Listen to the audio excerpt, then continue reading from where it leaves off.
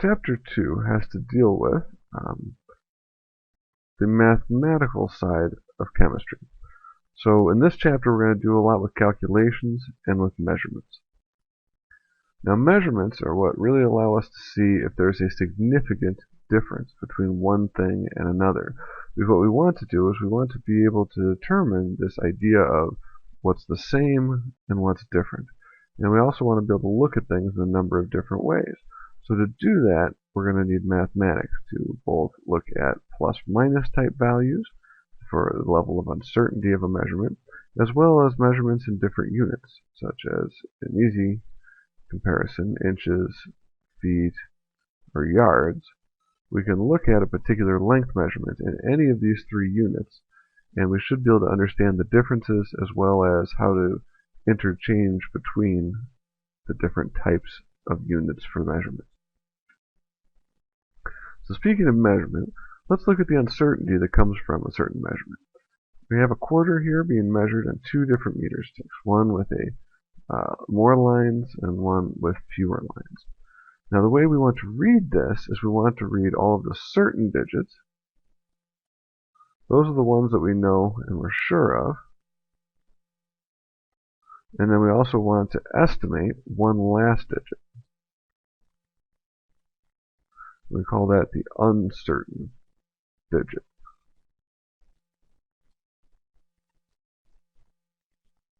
Yeah? So the certain digits here are the 2 and the 0.3, because we know it's at least 2 centimeters, and we know it's at least 2.3 centimeters. What we don't know is how far between the lines between 2.3 and 2.4 this quarters measurement falls.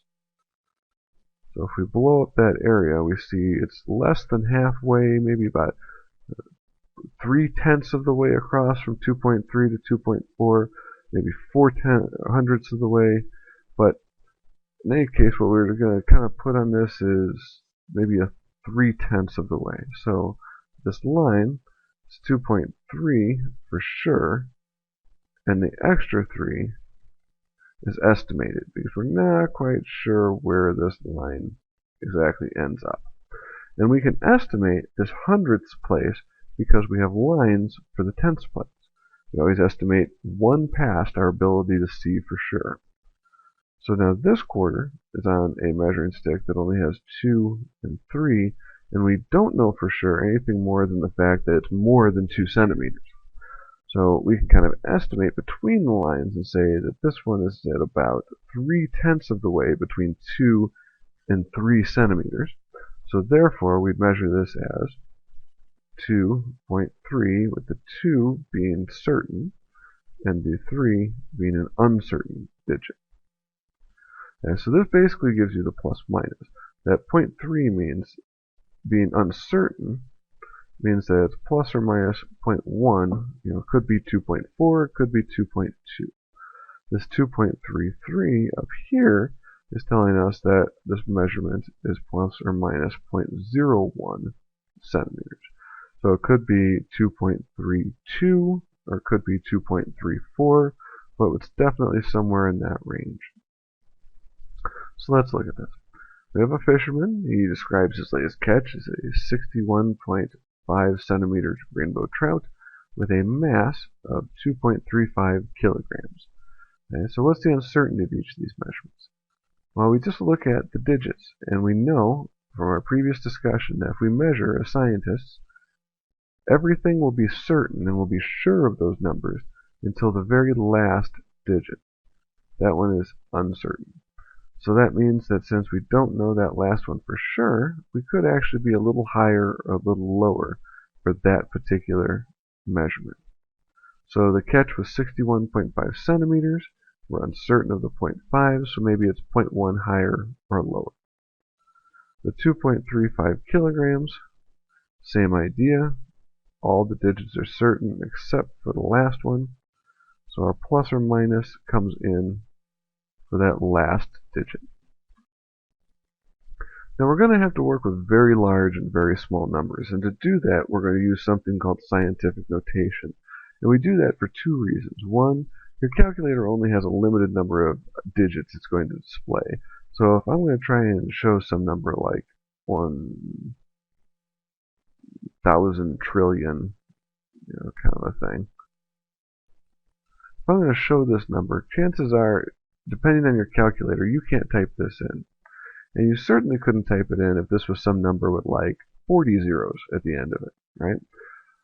So we have to have some way to deal with that. We also have to have some way of being able to recognize exactly how big or small a number is without having to get out my fingers and toes here to count out how many zeros happen to be part of this number. So we're going to write something in what's called scientific notation. And to do that, we have two parts. We have a decimal part, so we'll have some digit in the ones place. We'll have a decimal point, and whatever other digits we feel are justified in the precision of that measurement. And then to show how big or small the number is, we're going to have an exponential part, where we're going to say that this whole value is 10 times bigger, or 10 to the second power, meaning 100 times bigger, or 10 to the third power, meaning 1,000 times bigger. So this number now is going to be an easier way to write these numbers. So this is effectively 1. Right, there's a 1. But it's 1 times 10 to the 12th power. And if we have 10 to the 12th power, that means 10 times 10 times 10, 12 times. And that's what gives us 1, 2, 3, 4, 5, 6, 7, 8, 9, 10, 11, 12. Actually, this is, let's see, 1, 2, 3, 4, 5, 6, 7, 8, 10, 11, 12. Yep. 12 orders of magnitude bigger than 1. So these two numbers are essentially the same number, just written a different way. Now, we'll look at more examples of that in a second, but in terms of making sure you know how to use your calculator and find how to use exponential notation, what you want to look for is either an EXP key or an EE key on your calculator. So on this calculator, EE comes under second in this button. Okay, so we can find that right there. What EE takes the place of is times 10, so it has the multiplication, it has the number 10, and then it automatically says raised to the power of, and then you have to put in the number that that 10 is raised to the power of afterward. So if I wanted to say 1 times 10 to the 12th here, I would say 1 EE 12. Okay, so that 1 times 10 to the power of 12. Okay? So be careful about this. You don't want to put any extra 10 to the powers of, and you certainly don't want to use this key down here, which has 10 to the x. Nope, don't want to use that. The calculator won't quite understand the order of operations correctly, and you'll end up with incorrect answers. Okay, so let's look at how to do this. Well, if we have a very large number, and this isn't that large, we'll look at b first, but it's bigger than 10. We can represent this by having a ones place, including the other numbers now after the decimal place, and by looking at how much smaller we've made this particular number. We've made it 110, 100, 1,000 times smaller. So in order for these two things to be equal, we have to have something here that's 1,000. 10 to the third, 10 times 10 times 10, is 1,000. So effectively what we can do is just translate this by seeing where the decimal point is at, counting 1, 2, 3 spaces, so that if we put the decimal place over 3 spaces, then we only have a ones place number, and that tells us that the 3 spaces corresponds to the exponent that we're going to have here in the scientific notation times 10 to the power of part. Let's look at one more example of that. Let's say if we had 1.46 times 10 to the 5th. Same idea here. We take where the decimal point is, but now we're going to do this in reverse. This is making the number bigger, so if we want these two things to be equivalent, we're going to have to move the decimal place over to the right. 1, 2, 3, 4, 5 spaces.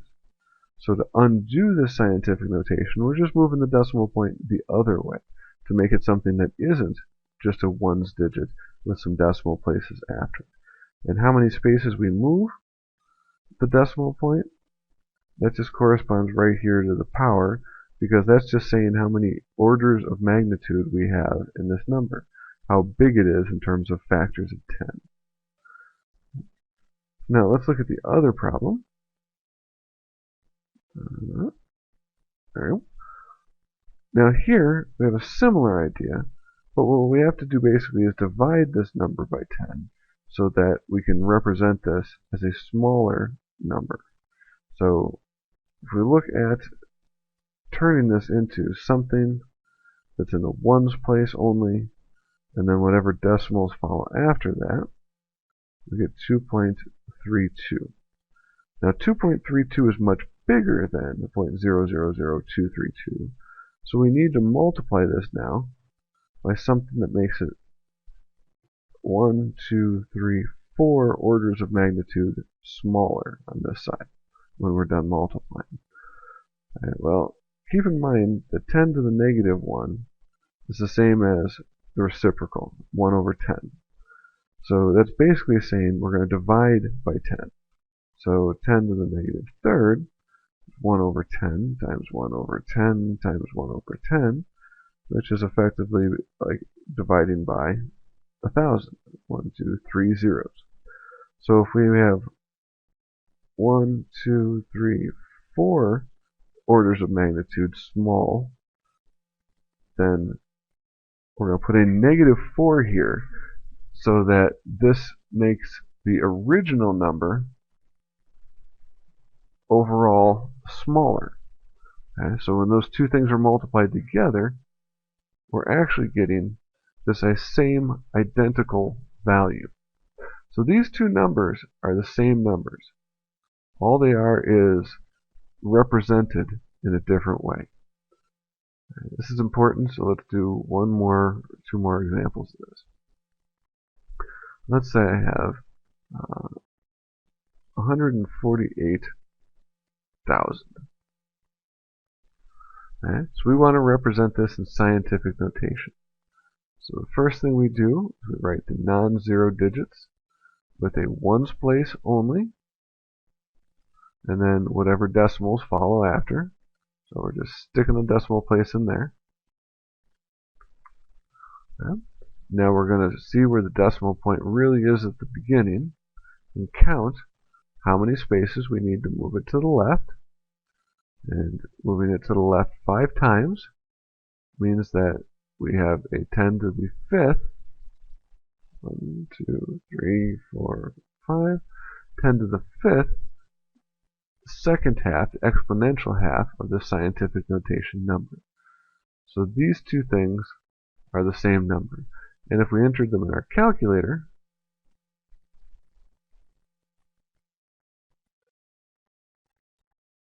we'd enter it like this. Okay?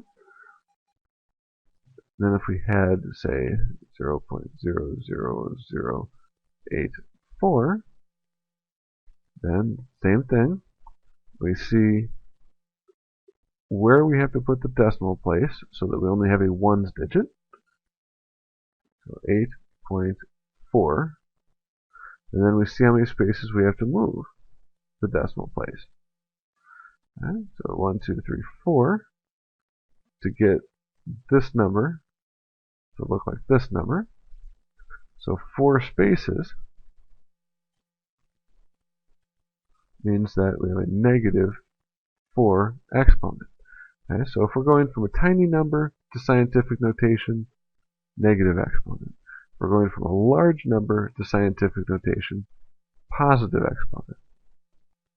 Okay, so that's how these are interrelated. The other part of a number and a measurement are called units. You've seen these before. All it is are things like inches, feet, yards, liters, kilograms. All this is telling us what kind of multiplier we're looking at in terms of a measurement. If I say an inch, you can kind of picture it. It's like, alright, it's about yay far. So if I have two of those, I know that all I'm doing is multiplying that distance by a second of that unit. So this inch is just some sort of measurement or representation of how much. And the number that we put in front of that is just effectively saying 3 times that distance of an inch. Okay? So here we have a measurement. We have a number, we have a unit, we know what we're talking about, and we know it's not something else. We know it's not 3 feet, we know it's not 3 yards. If all we did is write 3, we wouldn't know what that measurement was necessarily representing. But 3 inches, now we know that we can picture that, we can compare it, we can calculate with it. Well, to try and minimize confusion, we try and get away from, as a scientific community, things that have non-order of magnitude 10 exchanges. So what I mean by that is if we look at even something simple like measuring distance. In the English system, we have 12 inches to 1 foot. We have 3 feet to 1 yard. We have like 1,760 or so, don't quote me on that, yards for 1 mile. I know it's 5,280 feet. I'd have to go back and calculate that. But none of these are easy to calculate. If I say 5 miles, you have to multiply this ridiculous number by 5. It's not something you can do in your head. Now with the metric system, I might have 1 centimeter, and 1 centimeter is almost, it's about 2.5 times smaller than an inch. Right? So if we have an inch, then a centimeter is maybe about that far. And there's about 2.5 of them in 1 inch. But if I have a centimeter and I want to use a bigger unit, I can say, alright, I have 100 centimeters in 1 meter. Factor of 10. So if I had 1,000 centimeters, right away I know I have 10 meters. Or if I have 500 centimeters, I know I have 5 meters. Not a lot of fancy math. You can do that kind of stuff in your head. We can also relate things like a meter, which is about 3 feet, to a kilometer. So we have 1,000 the meters. We have 1,000. No, we have 1. Let's see if I can do this without changing the page this time. Carefully. Yay! Alright. 1,000 meters. 1 kilometer. And kilometer is what you usually measure things that we measure in the English system in miles. The metric system uses kilometers because it's not an equivalent distance, but it's a similar kind of length. It's something that you travel by car, or 1 or 2 kilometers, a long walk, that kind of thing. So these units in the metric system have 2 portions to them.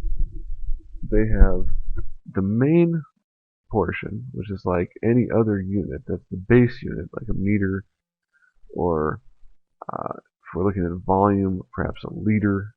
You've seen 2-liter bottles of pop. 1 liter would be half of that. Or if we're looking at time, maybe seconds, that sort of thing. That's the base unit that defines some physical quantity, like a distance or a volume or a time or something of that nature.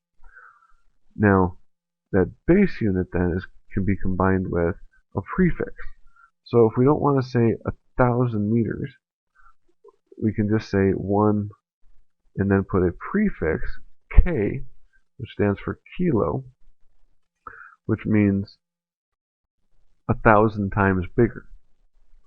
So this translates to 1 1,000 times bigger than 1 times a meter, or 1,000 meters. Now we have a whole series of these prefixes, and we want you to kind of get a handle on them and try and get to know these. So if you memorize them, that's great. Put them on flashcards, that's for the best. Let's see what some of these look like. Okay, that wasn't the slide I thought. We talked about this already. No, I guess we didn't talk about that. Alright, so the meter, before we talk about the prefixes, let's define the basic units just a little bit better. I think that's my angle here. Length, we're looking at meters. Right? And that's the standard unit in which other things are compared against. And we'll get to what defines these units in just a second. Mass, which is a measure of how much stuff, how much matter we have in a certain sample, measured in the kilogram. So that means thousands of g grams.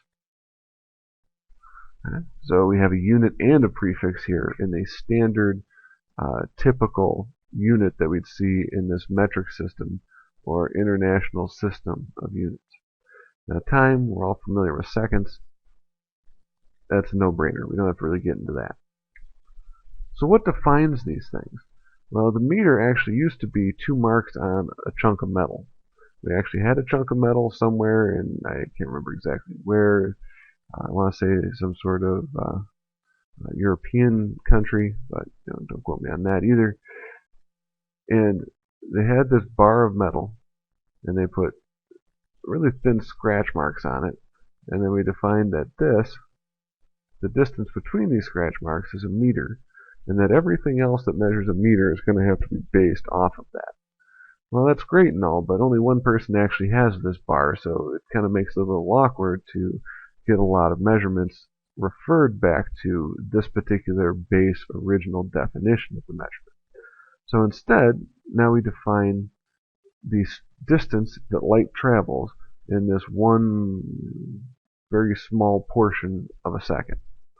And this is something that we can kind of measure with sophisticated enough equipment. We can measure it anywhere. It's not like the bar might get stolen one day and then we'll never know what a meter is anymore. So we have a little bit more reproducible and independent reference point for that length that represents a meter.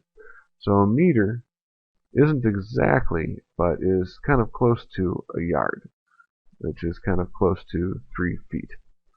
It's not exactly, but that's a good reference point. So a person can be around 2 meters tall, although it's kind of on the tall side. Little dust particles are a very tiny fraction of a meter, and if we get a little closer to how many inches there are in a meter, 39.4 is kind of a good ratio. 1 meter, 39.4 inches. Now the kilogram is still actually represented by a specific object. We have this chunk of platinum and iridium that's kept in France, and inside of this nice little vacuum chamber, inside of another vacuum chamber to try and keep any air out that might oxidize it and cause it to become heavier. And that particular amount of stuff corresponds specifically to a kilogram of matter, of stuff. And so all other measurements of mass ultimately have to refer back to that original chunk of metal inside of a couple of glass seals. Now something we want to point out is we tend to use mass and weight like they're the same thing. And that's not totally wrong because they're definitely related to each other as long as we're in the same gravitational field. But mass is a measurement of how much matter, how much stuff we have in a sample.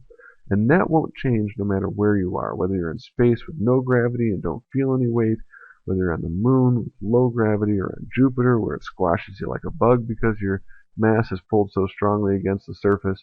I guess Jupiter doesn't really have a surface, does it? I guess it's made out of gas, but still, there'd be some smushing going on when you got far enough into that gas cloud and the gravity took over. In any case, the weight, which is what we tend to measure on a scale, is just a measurement of how much force gravity is exerting on a certain amount of mass.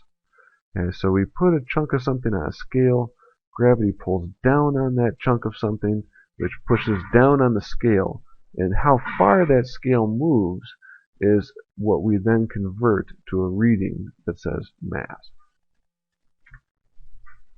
Now, time used to be referred basically to a fraction of a year, which you can divide up into months and days and weeks and minutes and eventually into seconds. So we can define it as a 60th of a second, which is a 60th, 60th of a minute, which is a 60th of an hour, which is 24th of a day, etc., etc. Now we use an atomic clock.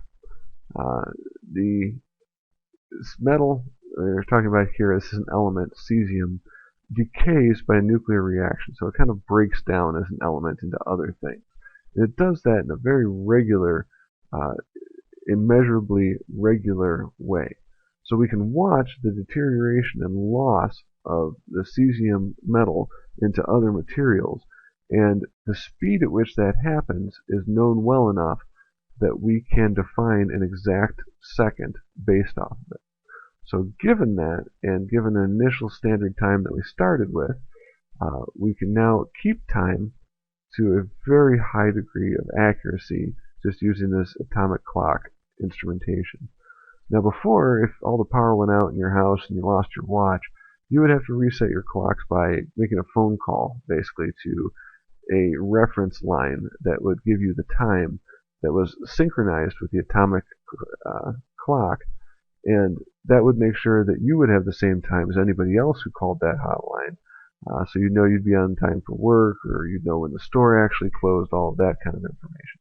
Now, everybody's got a cell phone or a computer or some other device which has links through the internet to a reference based off of the atomic clock. So everyone's synchronized all the time without even really having to think about it. In fact, if you took out everybody's cell phones right now in the class, you could have a comparison. More than likely, every single person in the room would have the exact same time on their phone at the exact same moment. So that's partly, basically it's a new way that now we're measuring more precisely a way to synchronize everybody's clocks. And it comes into how we're now defining the definition of 1 second.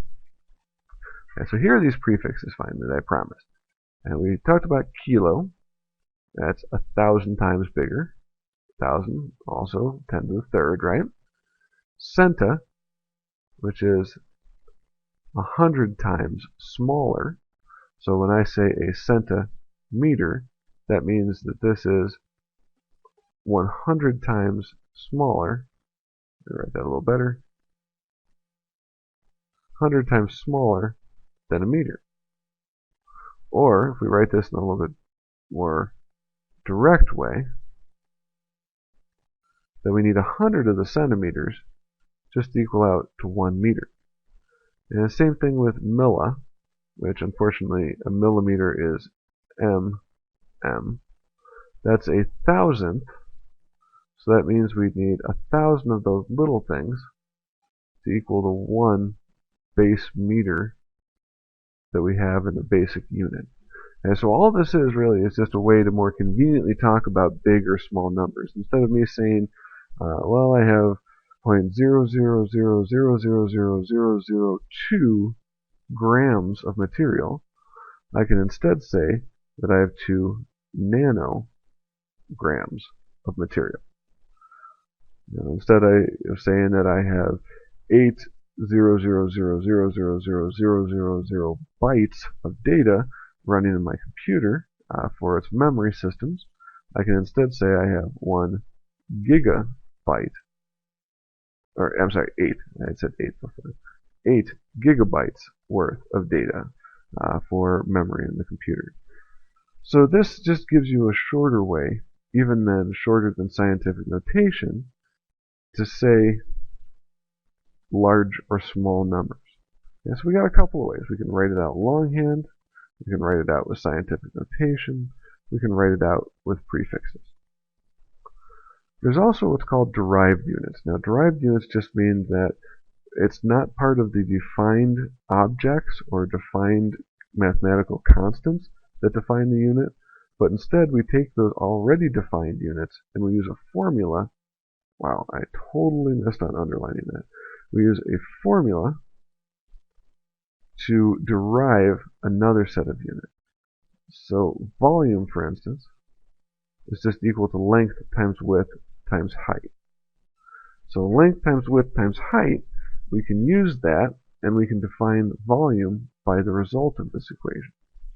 So for instance, if we wanted to find a liter is defined as 1,000 cubic centimeters. So what does that mean? Well, let's say we have this in a cube. It doesn't have to be a cube, but say it's in a cube. 10 centimeters on each side. Okay, so length times width times height equals a volume of space taken up. 10 times 10 times 10 is 1,000. And centimeter times centimeter times centimeter is centimeters cubed, or cubic centimeters. So 1,000 cubic centimeters we're going to define as 1 liter. So 2 of these squares, or cubes I should say, would be equivalent to, say, a 2 liter of soda. Now, if this is a liter, then a milliliter is 1,000th of that. Right? So I would need 1,000 milli. Milli means 1,000th, so they're smaller than a liter. I'd need 1,000 of those smaller milliliter things to equal 1 liter. Well, notice these are different. Or not different, they're the same. What that means is effectively a cubic centimeter is the same as a milliliter. And you see this a lot in the medical profession, where they actually refer to a cubic centimeter as just cc, so nobody has to write a superscript to make it confusing. And a cc is just another way of saying a milliliter. Okay, so let's look at conversions. Now conversions are what happens when I have one set of units and I want to convert to another. So say I have 120 minutes, and I want to know how many hours that is. Well, I know there's 60 minutes in an hour, so I can convert this to 2 hours. The number is the same, it's just measured differently. Just like 36 inches is exactly the same as 1 yard, not a different distance, just because one says 36 and the other says 1. It's just a different reference point, yards versus inches. So mathematically what we do is we take whatever quantity we start with, like our 120 minutes, we multiply by a conversion factor, which is basically just a ratio that defines the ratio between what we're given and the units that we want to end up with. So in this sense, we had 120 minutes. So a fraction ratio that would describe the ratio between hours and minutes, because we said we wanted to determine hours, would be that I have 1 hour for every 60 minutes. And so when I multiply these two things, I multiply 120 times 1 over 60, you get 2, and I have minutes divided by minutes, so that cancels out just the same way as if I had, say, 2 over 2, that cancels out and becomes 1 and becomes irrelevant because 1 is just always assumed. So the minutes cancel out because they're on the top and bottom of a fraction, and we're left only with units of hours. So just like you multiply and divide the numbers, you multiply and divide the units as well. So let's try this. We want to convert 85 kilograms to pounds. So our strategy here is we write out what we have. We look up in our table before of different units and conversions what the ratio is between pounds and kilograms, and that's 2.2 pounds is 1 kilogram. So we set up a ratio of pounds to kilograms, but we want to be very careful to put kilograms on the bottom so that it will cancel out with this kilograms in our original data. It's 85 kilograms. We'll put pounds on the top of the fraction because that won't cancel out, meaning that we'll end up with an answer in pounds, which is what we're looking for. So now once we've decided where the kilograms and where the pounds go, we just put the numbers in that correspond to the ratio between those two things. So now what we do is multiply 85.0 times 2.2 divide by 1. I'll pull out my calculator, and we get 85 times 2.2. 187 pounds, or thereabouts. So let's try another one. Hopefully you're pausing the video and trying these at home. We're going to convert 5 meters to yards. Same strategy. 5 meters. I want to get to yards. I don't happen to actually know the direct conversion between meters to yards. I don't memorize all of these. I have some of them memorized, but not all of them. So what I want to do is actually get closer. I know the difference between meters and centimeters, so I can go there. I can change meters into centimeters. I also know centimeters to inches. That one I have memorized. And then I know inches and how to get to feet. And I know how many feet there are in a yard, so I can go feet to yards. So that's my strategy. So I write out a fraction first of 100 centimeters for every 1 meter, because I happen to know that. If you didn't know that, you just check back on your prefix table. And hopefully you're going to be memorizing those prefixes, right? Meters cancel, and we multiply 5 times 100 to get 500 centimeters in 5 meters. Now I know the conversion between centimeters and inches is 2.54 centimeters per inch. So that means I have to put centimeters on the bottom to cancel with the centimeters here. We're effectively dividing by 2.54.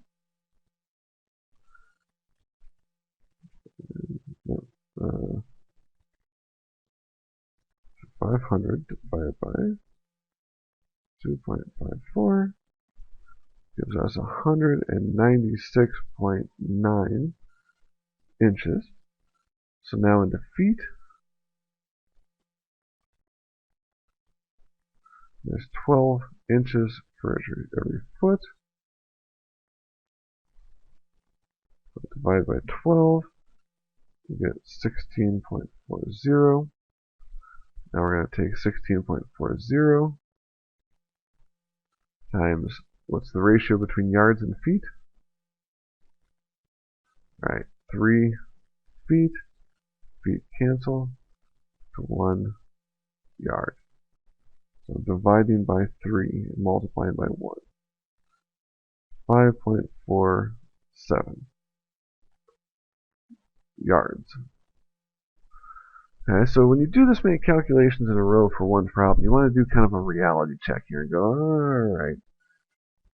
I remember that meters and yards were fairly close to each other. So 5 meters and 5.47 yards are fairly close to each other. So I probably did this right, and we did. Now when we look at graphs, we want to look at a couple of different things. We want to look at the units, so we understand what we're looking at. So here we have years and concentration in a unit called parts per million. It's a very small amount. And we also want to look at the general trend of the graph. This one is increasing. And we want to look at the error level as well. So here we have a little bit of kind of wiggliness that's going on in here, but not much more than maybe 1 or 2 parts per million here in terms of a plus minus. So if we pick a point out on this graph, like say right here in year 2000, we have a measurement of 370 parts per million. Oh, that's not the straightest line, but you get the idea. So 370 parts per million, and that's plus or minus. We said this wiggles maybe a couple of parts per million, so let's say maybe 3 parts per million. So those are the 3 things you want to notice: the trend, the error level, and the units of the graph. And that way you can start interpreting what it's trying to tell you. Okay? So you can put graphs together in such a way as to kind of draw different conclusions. If we look at this data, which is how much allowance a child wants to get, not necessarily be getting, but how much they want to get and how much they want it to increase from year to year. Now, increasing from year to year, we see that we start at about $9 and we end up at about $11 in about 10 years. Not a whole heck of a lot of change. And it doesn't look like a whole heck of a lot of change when it's plotted this way, with 0 being the bottom part and 12 being up here at the top.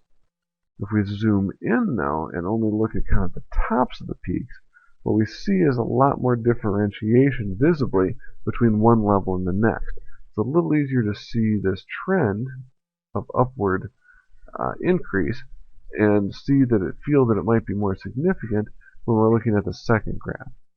So be careful of what the graphs are showing you. Again, you want to notice the axes, see what units they're in and how big they are, and get a handle on them. You want to look at the error level of the measurements. This one doesn't show any error levels, so we don't know exactly what's going on there. And we want to look at what other thing. Right? The general trend. Right, so we have trend, absent error level, in years and dollars as our units. Then we can interpret based on those sorts of things. Okay, so how do we deal with all this stuff? We write out the quantities we're given. We use their units, like the 85 and the kilograms. We write out that we want pounds. Okay, so we write 85.0 kilograms. And then way over here, we say we want some number of pounds. We write all the relevant conversion factors, and there might be more than one, or there might only be one. Depends on what ones you know or can look up. 2.2 pounds for 1 kilogram. And there we go. We can multiply that out, and we can round it to a set of digits that we can justify based on how many certain and uncertain digits we have in each portion of the numbers for this problem. And then we report an answer. And so that's our general guide to how to deal with mathematical problems, and that'll work with almost all of them. So we're going to talk about and apply this calculation sense to another conversion factor, which is called density. Density is just how much stuff, how much matter we pack into a certain space. If we pack a lot of matter into a small space, we have a high density, like lead or gold or titanium or platinum metal, those sorts of things. Now, when we have low density, it means that there's not a lot of mass in one area. So that means that just basically you're not going to find much mass, even though you might have a large volume. So basically how this comes down to is more molecules in a given area are what talk about more mass. That's my parrot in the background. Sorry, he's complaining that I'm keeping him up too late. Alright, so here's some densities of common materials in terms of grams and per milliliter or cubic centimeter. Okay. So water, as a comparison, has a density of 1 gram for every milliliter or cubic centimeter. Ice, which floats on top, has a lower density. Lead, which feels pretty heavy, has a density of about 11, but gold is twice that. So if you have two equally sized pieces of gold and lead, the lead is going to feel lighter, actually, than the chunk of gold will. And platinum's even heavier still. It's more dense than gold is. And then you kind of see some of the metals are pretty heavy, pretty dense. Aluminum, not quite as dense, but it is definitely more dense than water. Wood of different types, and we know wood floats on water, so that means it's less dense than water, and numerically we see that too. So it's just kind of some common densities. All this really is, though, is another conversion factor, and we can calculate that ratio just by using this formula. The density is equal to the mass divided by the volume, or we can use this mass to volume ratio just like we used inches to feet or grams to kilograms or any of those types of conversions. So let's do that. We're going to have a mathematical problem. What's the mass of a 125 milliliter sample of a liquid with a density of 0.655 grams per milliliter? When you want to start these problems, look for something that's not a ratio. So 125 milliliters is not a ratio, so that's our known starting point. We're being asked what the mass is of that amount of sample. So over here somewhere, we're looking for a mass, and the mass units that were given elsewhere in the problem are grams, so we might as well stick with grams. Why reinvent the wheel? And now we need a conversion factor. So what relates grams of the liquid to milliliters of the liquid? Well, right here, there's 0.655 grams for every 1 milliliter of this material. So put the grams on top because that's what we want to end up with. Put the 1 milliliter on the bottom so that it cancels, and we can just calculate this out. Then we know we're right because the units are canceling in the right way. So 125 times 0.655, 81.875. We can really only justify a couple of digits, probably 3 digits to this because we have 3 in our measurement. So 81.9 grams is a better final answer. So overall, when we look at this chapter, we have a couple of summaries we can make. We talked about measurement tools like rulers and how they have an uncertainty. We looked at graphs and how they have an uncertainty and there's specific things you need to look at. We talked about standard units, and we looked at how we can convert between one set of units and another using this idea about fractions. Okay. This ends chapter 2.